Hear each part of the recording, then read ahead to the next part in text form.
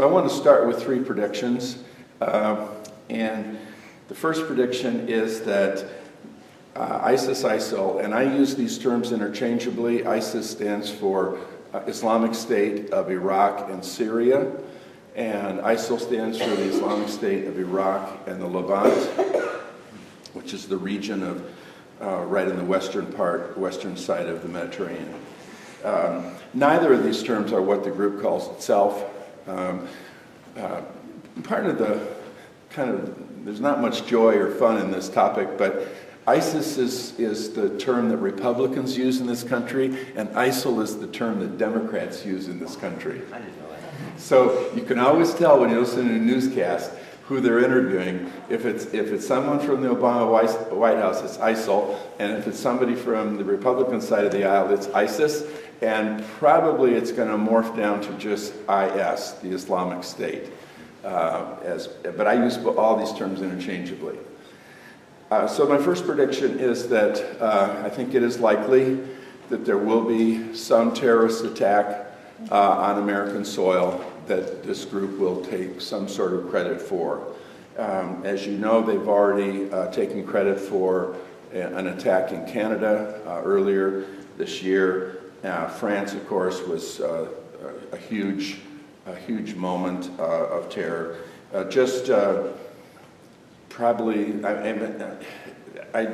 This talk changes quite a bit because the news changes. And so 3 days ago, I think it was, the U.S. Embassy in Erbil, up in the Kurdish part of Iraq, was attacked with a suicide bomber. And I think it's likely that something's going to happen on their soil. About a month ago, I started to predict that even though we're a small group, we would know someone who knows someone who it would be tempted or will try to join this group. And I thought, do I really believe that? And I gave this talk, and about 2 days after the first time I made that prediction, one of the people in the audience emailed me and said, 100 yards from my home, somebody that I must have gone to high school with, same age, same neighborhood, went into a gun shop and was trying to buy various things to go to Washington, D.C. and kill Obama in the name of ISIL. So ISIL is willing to take anybody that wants to use their name. As we say, any lone wolf out there is problematic. I'm certain about this last prediction, and that is that ISIL will be one of the major issues in the next presidential campaign. And that's why it's so important for us to know what this is about. So in the time we have, and I'll try to move rapidly through this because I have church service at the other end of this, and I don't want to bump into that. We will move quickly through that, but I promise in less than an hour that we will understand the origins, the vision, the rage, and the attitude toward the West, particularly the United States, of this group. So at the end of this, I cannot promise you will not have fears. You will still have fears, but you will not have confusion. That's my goal, okay? So we'll start there. First slide then, Jerry. This is a map of the early Islamic Empire, different colors of green. It's difficult to start with ancient history with Americans because it's like, oh no, I didn't like history in school, right?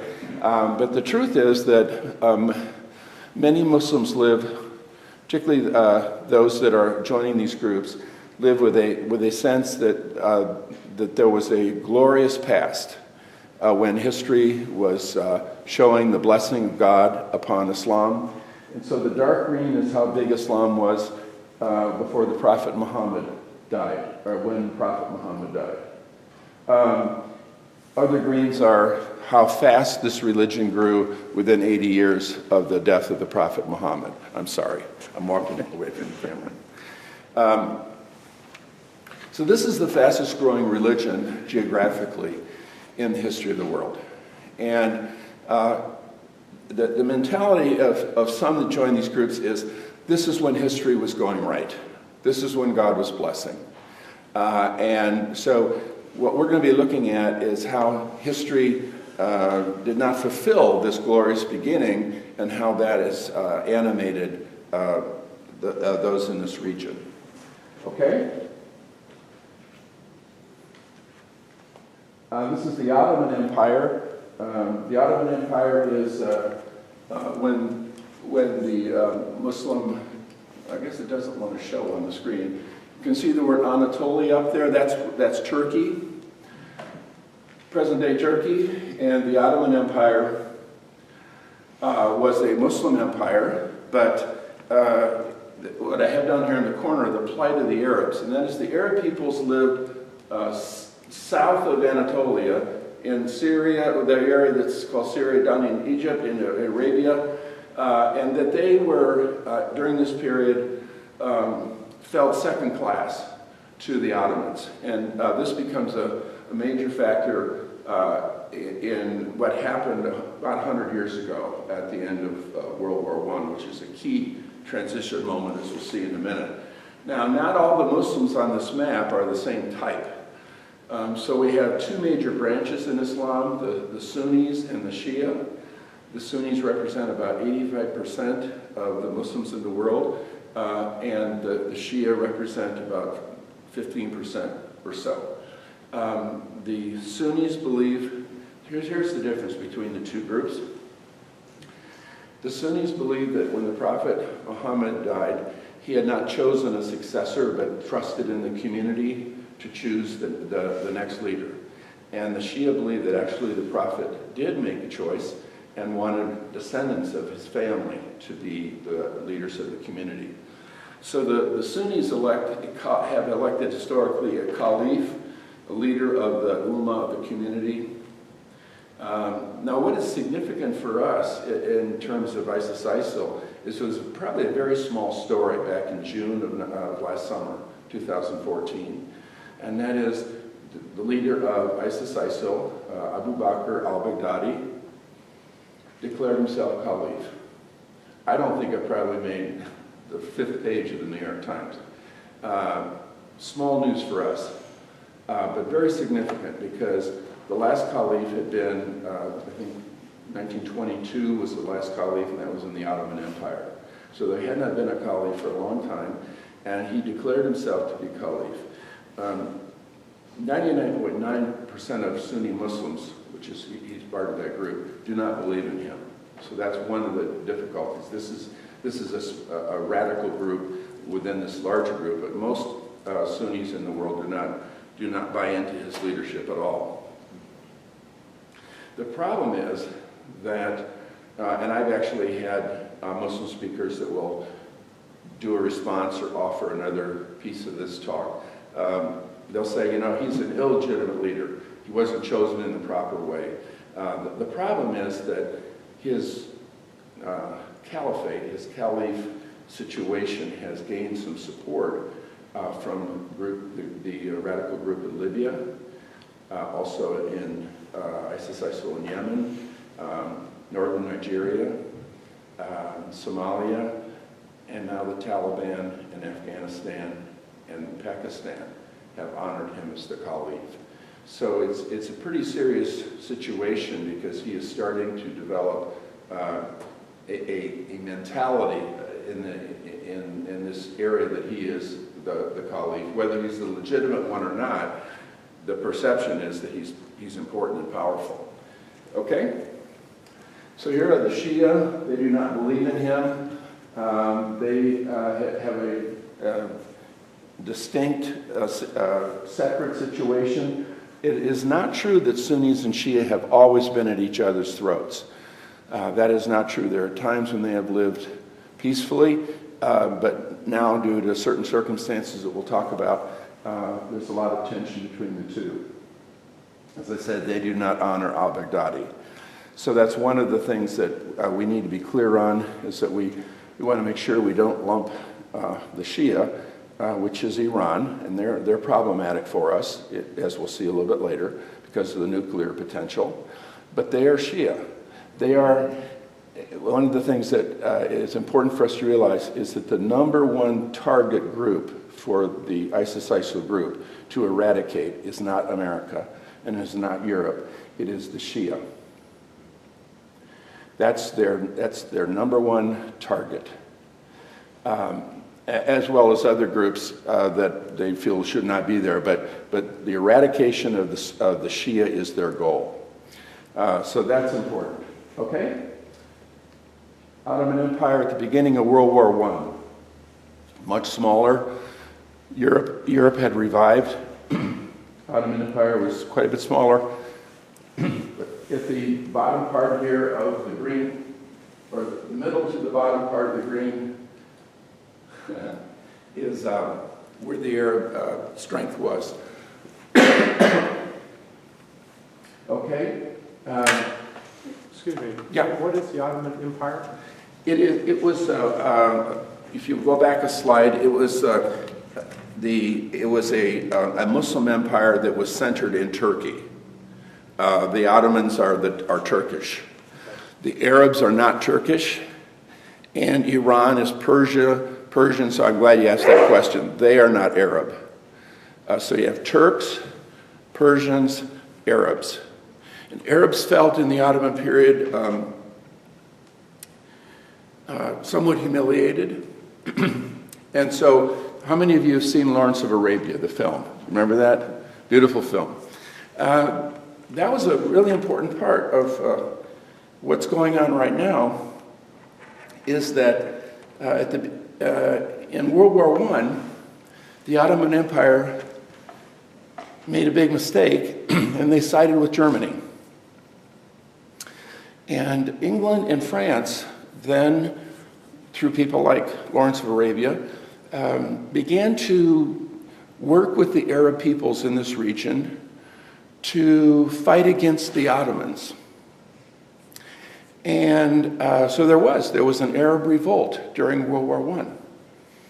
And it was a fairly important resistance to the Ottomans that probably helped the Allies win World War I.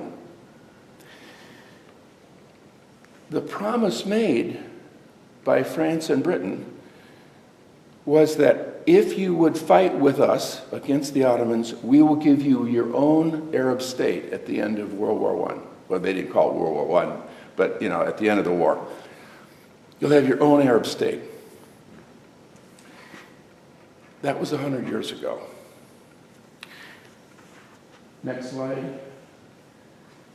Behind the scenes, there was a secret deal worked out between the French and the British, the Sykes-Picot Agreement. And it was not to give the Arab peoples a unified nation, but to create the map that's on the next slide. Now, I'm very proud to say that President Woodrow Wilson thought this was a shabby deal, thought this was an unfair deal, this secret pact behind the back of the Arabs.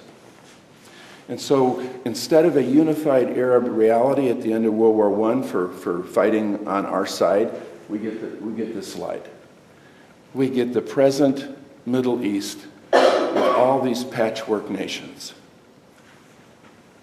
We have Iran, we have Iraq, we have Syria, we have Lebanon, we have Jordan, we have Egypt, we have Turkey, all these separate pieces. It's a little bit like a Europe imposed on this region, all these little nations.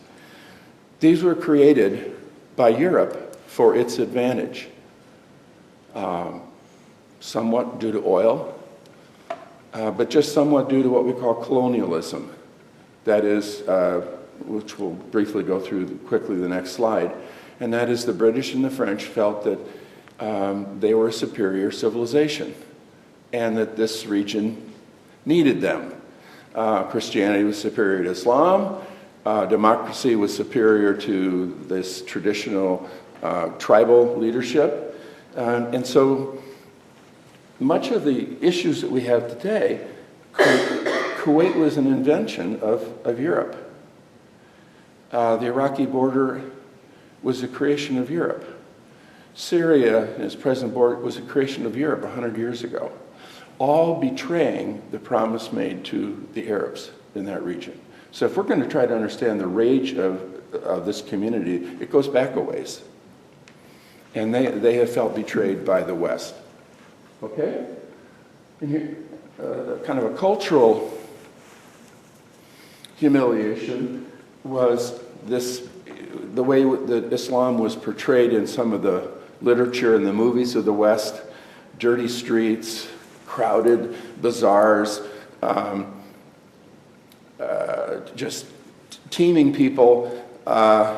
And Europe had this kind of complex relationship. They thought of Arab culture as exotic, but inferior.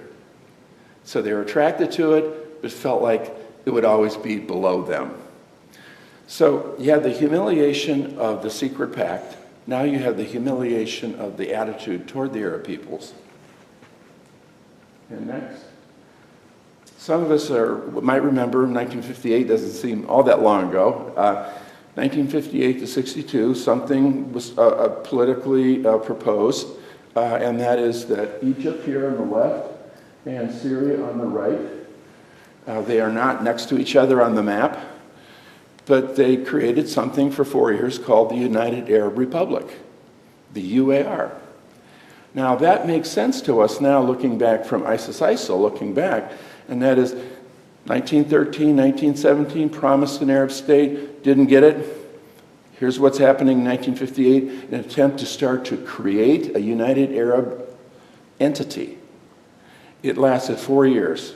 Nasser in Egypt was too big a player. Syria felt inferior. It broke apart. But for 4 years, they were working on that dream, right? And that dream is what animates ISIS as well. ISIL, okay? When I started at Franklin was 1978. That was about the time of the Iranian Revolution. And that was a terrible period for us. From the Iranian position, it was a different situation. In 1953, the government in Iran pretty much had pushed what was called the Shah of Iran out, and he had actually fled to Rome, and he was going into exile. The CIA, which had not really been in an organization for very long, because it was created after World War II, the CIA for the first time looked at Iran and said, you know, it's very likely the Soviet Union's going to come down and exploit the oil from this area. And so they went and they brought the Shah back to Iran. They put him into a position of governing again. And we supported him. Jimmy Carter said before the revolution that the Shah of Iran was our best friend in the Middle East. It's an interesting comment. The Shah of Iran had a secret police force called Savak, brutalized his people. Things became unbearable. 1978, riots in the street. We might remember those scenes. Ayatollah Khomeini, pictured here on the right, was in exile in Paris. And he was invited back, and you might remember those scenes when that plane landed, just the millions of people, Iranian people welcoming him. The Shah was gone. I think the Shah eventually died in Florida. Ayatollah Khomeini came back into power. A very key word, Jessica,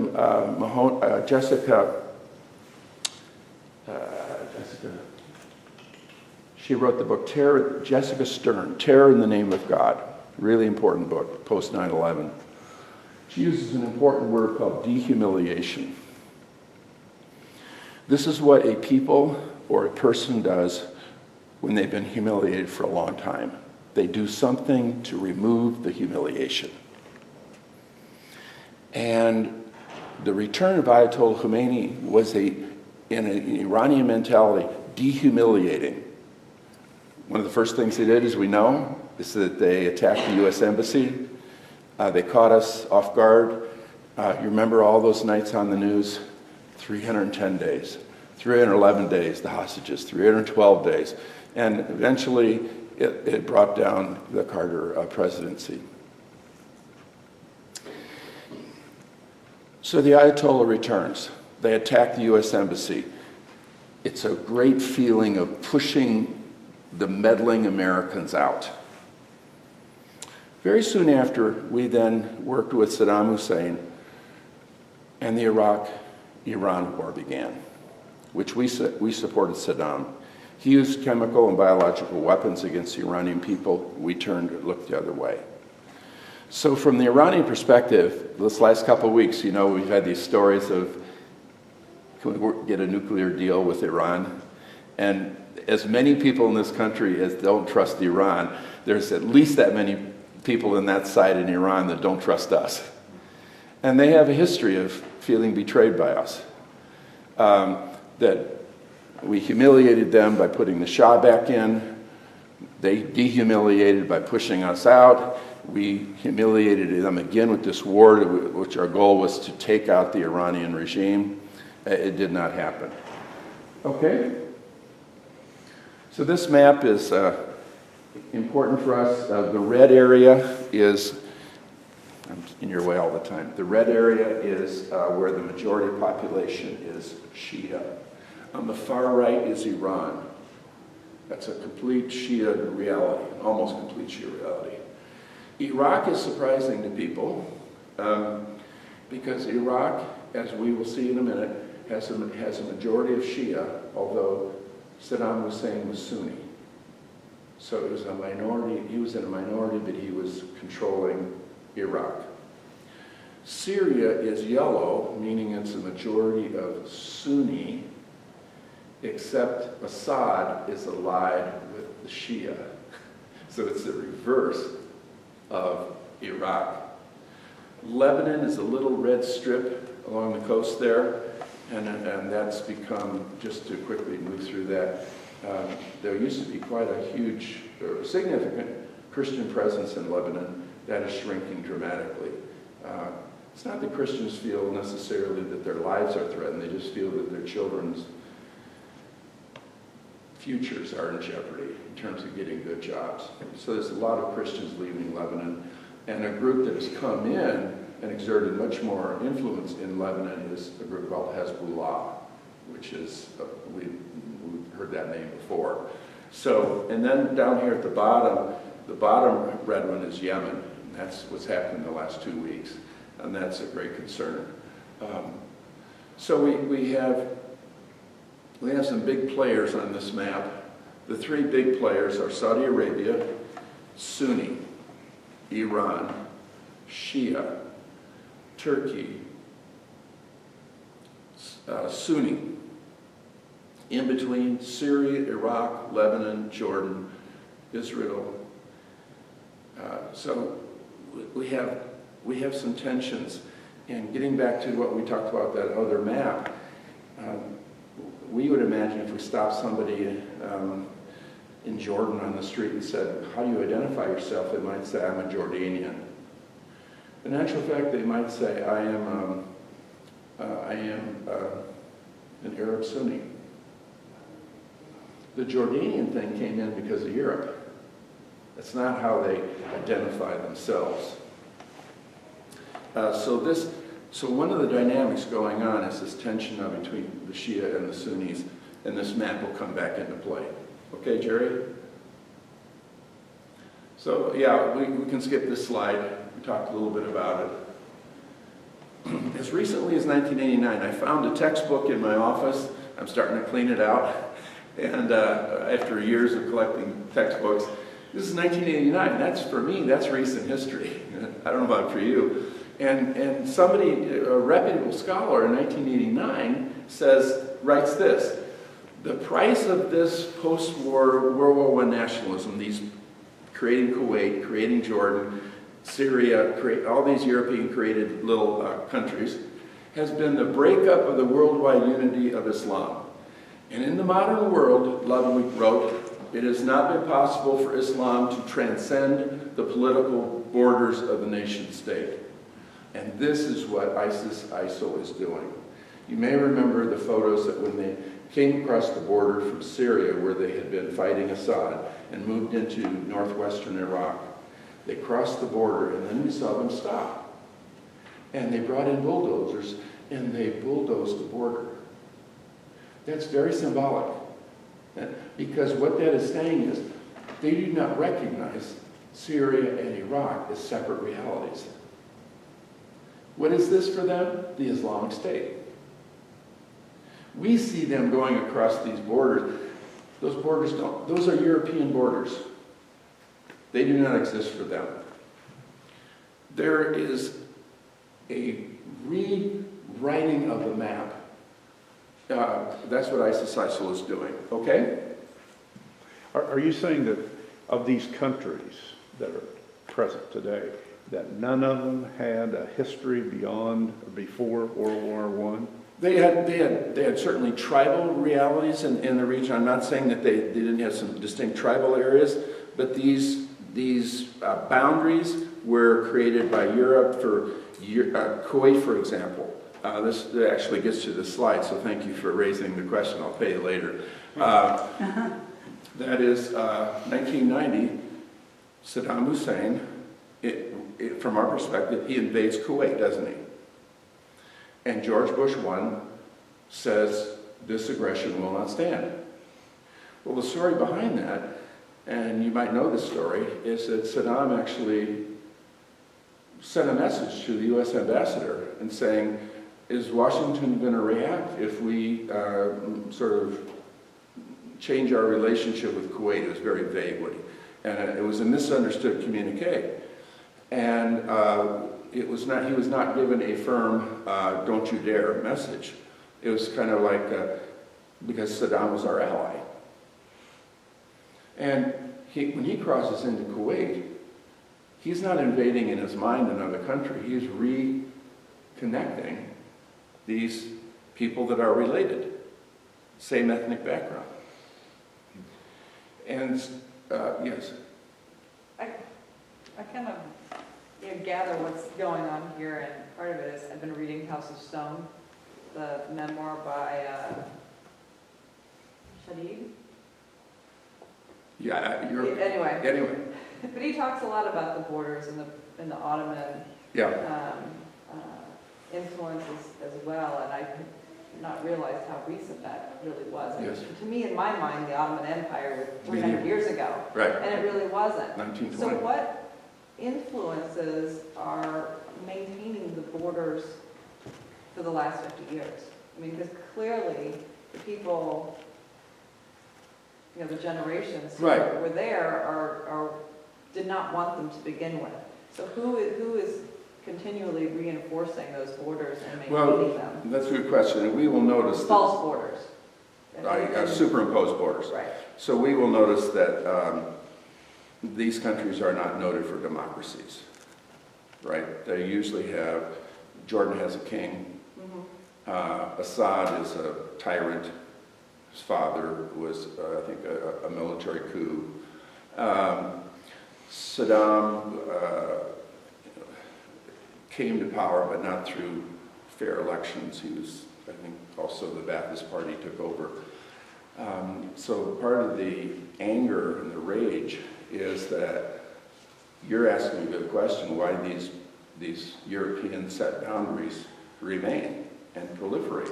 And basically is that the West supported those henchmen, those tyrants, because it favored us to do that, to divide this area.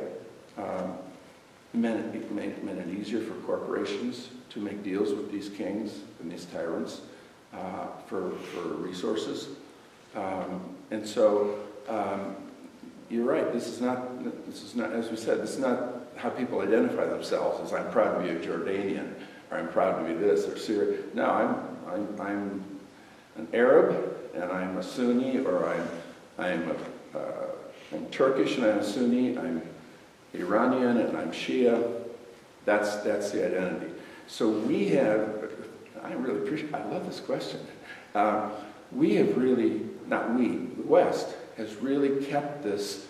We want that map to be like we set it up, like the West set it up. That's to our advantage.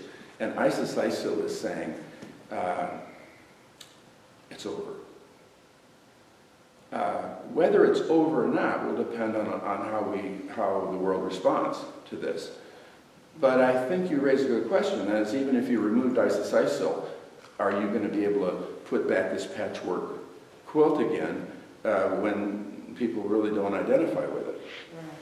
So that's a really I good guess that question. kind of goes back to the earlier argument where you said that ISIS is really against eradicating the Shias, but it's also about politics and borders, which Absolutely. the West is Yeah, we're on heavily the, we're on involved in. the, you notice, the attacks take place in Europe, and so we're on the list, but we're below the Shia in terms of who to go for.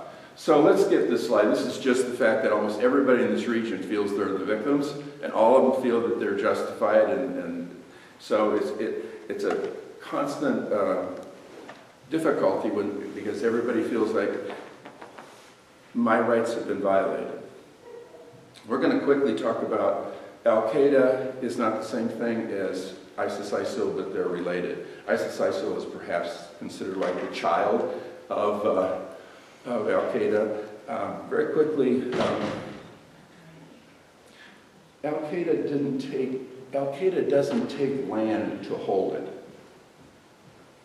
Al-Qaeda is in regions to fight against the Shia and fight against the Western influences. And that was chiefly us after we moved in to Iraq. ISIS-ISIL takes land and wants to hold it. And that's, I heard an expert out of Washington talk about this recently. Now, this is a different game with these people. And one of the illustrations I like to use is if Al-Qaeda back in the first decade of 21st century, if they took an oil field in northern Iraq, it would be probable that they would blow it up, knowing that they could not hold it once the Iraqi army built up strength, or the United States Army and our allies came and took it back. So they would blow it up. What ISIL does is they take that oil field and they don't blow it up, they keep producing oil and selling it on the black market at one time at the rate of $3 million a day, mainly to Turkey. So this is a different animal. They're more self-sustaining economically. They have a business plan. They're much more sophisticated than Al-Qaeda is. So if you wanted to join Al-Qaeda, you had to kind of prove that you were a real hardline, super radical Sunni Muslim.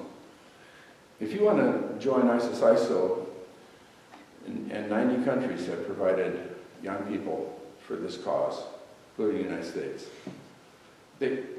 Generally, the people fly into Turkey, they cross into Syria, and join up with ISIL there. When a Western young person is recruited, they put him at the computer, and they say, now email your friends back home that you know are unhappy, and tell them that we have a plane ticket for them to come join. So they're very sophisticated, and they're going to be much more difficult to eradicate. Al-Qaeda was much more of a hiding in caves kind of group. ISIS-ISIL is boldly out there on the map, taking villages, taking areas. Okay? Civil war in Syria, a year ago at this time, you could still hear echoes of the fact that what was our wish as Americans, we were going to remove Assad because he had used chemical weapons and he was standing in the way of democracy. Arab Spring, we interpreted as these people want Western-type democracies. About a year ago, however, the American foreign policy just got really paralyzed because we became aware that there was this other group, ISIS-ISIL, that if Assad was gone, they might take over. And we were hearing all kinds of voices, including Christian voices in Syria, saying, we'd rather have Assad than ISIS-ISIL. Assad protects us, gives us basic rights. ISIS-ISIL threatens our survival. So the American foreign policy at that point got kind of paralyzed. They didn't know what to do. We wanted to support the rebels against Assad, but we didn't want to support all the rebels against Assad.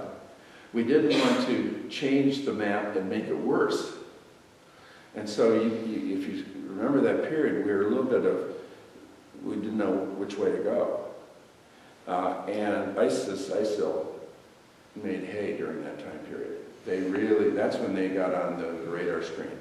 They will say, actually, we've been around since 2006.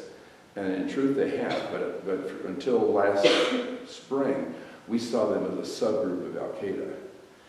And then we realized through Syria that they were a separate group, and they had their own agenda, and it was going to be horrible for the region. And that's when we didn't know what to do. Okay?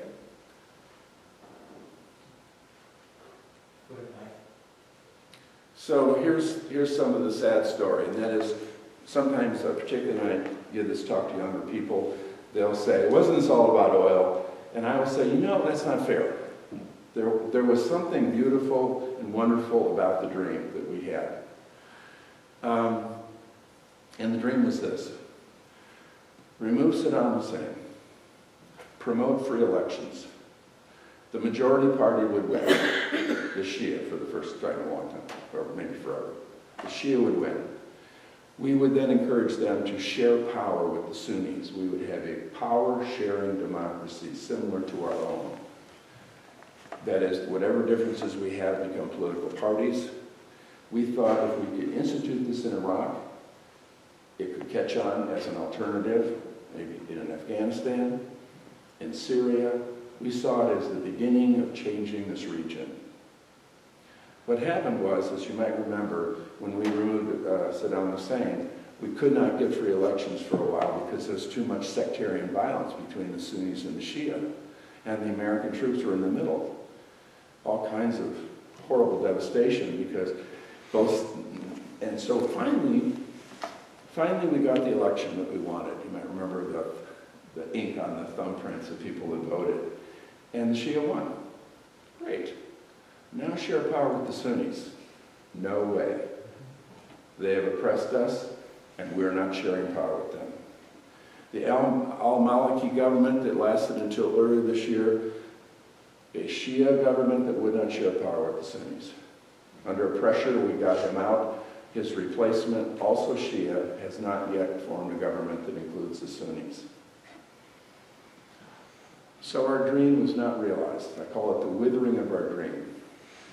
We got the elections, but we did not get the stability of a government of diversity. And Sunnis, after that election, began to lose health care, educational benefits, and paychecks. Yes? Is that dream possible? Is the dream possible? Yeah. Perhaps we misunderstood how long it takes for a country to be ready to do our kind of democracy. Perhaps we were naive.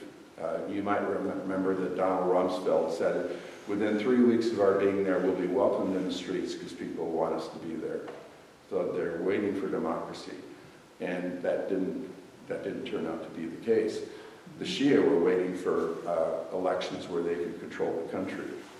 Now remember, just to the east of the Shia in Iraq is Iran, completely Shia. And as well, we have to kind of move quickly here, Iran loves the present situation in the Middle East. This is wonderful. We're in power. Next to us in Iraq, Shia are in power. Who's in power in Syria? Assad, Shia. Lebanon, Hezbollah, Shia. On that map, there's a whole arc of Shia Islam that has never been in history before at that strength. So if you're talking to a Shia in the area, history is finally going right. If you're talking to a Sunni, someone particularly, let's say in ISIL, their anger at the United States is that we brought the elections that flipped Iraq and changed the map. And what are they doing? They're wanting to put the map back with Sunnis in power. So it's hard to know the right answer to your question. Was the dream possible? It was a good dream. I mean, I fully buy into the idea that the only hope for the world is a democracy where you bring groups that have been killing each other into political parties where they yell at each other instead. That's the goal. But did we... That's where the question comes from, is the dream possible? Isn't democracy unrealistic in some areas of the world? I don't think that everybody can really operate that way. There's a great debate about this right now. Benjamin Barber,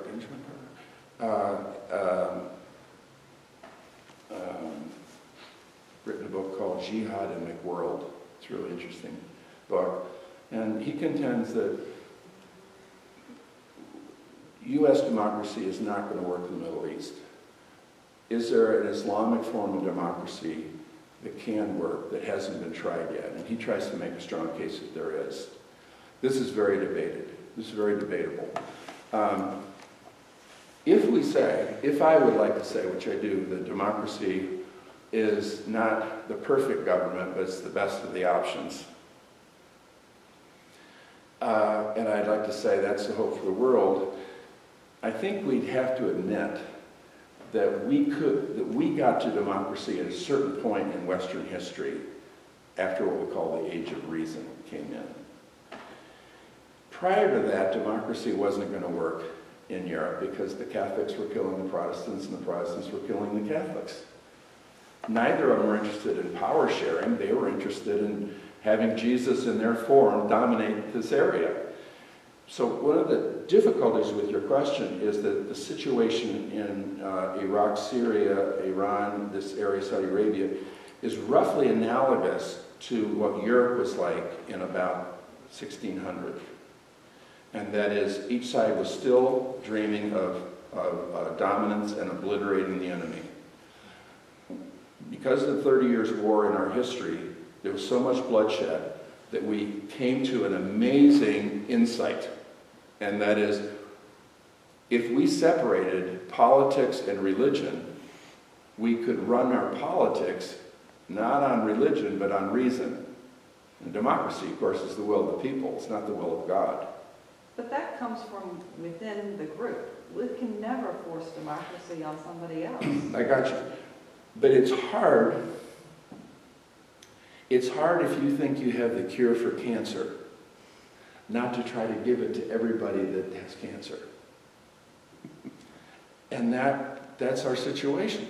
We look at this region and go, you are where we were 500 years ago as a culture. You will never kill each other off. I think we're right. The Shia and the Sunnis will not destroy one another. They're going to try that. They're going to try it. At what point do they come to a wake-up experience like Europe did? And that is, and I do believe, just to, because we're running out of time, but this is the model that the United States offers, and why it's so important that we do not humiliate Muslims in this country because of this crisis in the Middle East. That when we humiliate Muslims here, by lumping them in with ISIS or Al-Qaeda, we give ISIS a victory. When we provide a model of being together, do we have theological differences? Yes. Do we have motivations within each of our religions to treat the neighbor as sacred? Yes. Is it possible in America for me to live down the street from a Sikh, a Muslim, a Hindu, a Catholic, disciples of Christ? Yes. We have a model, but we got to be careful because, just to close off, Columbus, Indiana, last August, this made national news. Graffiti sprayed on 3 churches, supposedly from Muslims. Muslims never did it. Obviously, someone was trying to stir up religious tension in Columbus, Indiana. Within 3 days, we got permission, a group that I'm affiliated with, we got permission from the mayor to have a response on steps of City Hall. We set up for around 50 people. We had 250 people from Columbus show up. 2 ministers of the churches that were vandalized spoke about how that had hurt their community, but how also it had been healing when the Muslims came who had not done this and removed the graffiti from their churches. We had Muslims from Indianapolis and Columbus speak. We had human rights representatives speak. And what was happening in Columbus was this community was saying, we are not going to give in to religious hatred. We are not going to let somebody sabotage the kind of relationships we have in this city between people of diverse faiths. I believe that if ISIS-ISIL heard about that story and what happened, that Columbus actually got stronger because of this incident rather than weaker, I believe they would have been mortified. They would have hoped that they could divide religiously this country,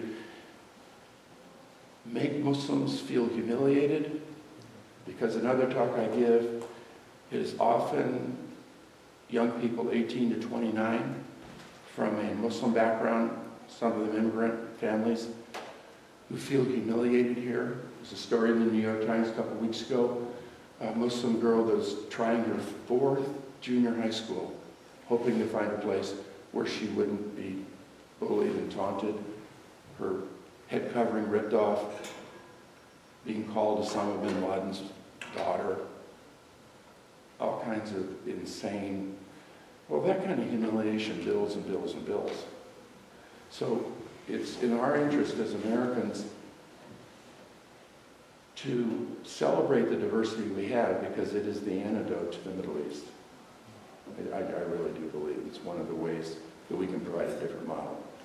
I think I'm out of time. Can I have one quick question? Yeah, one last one.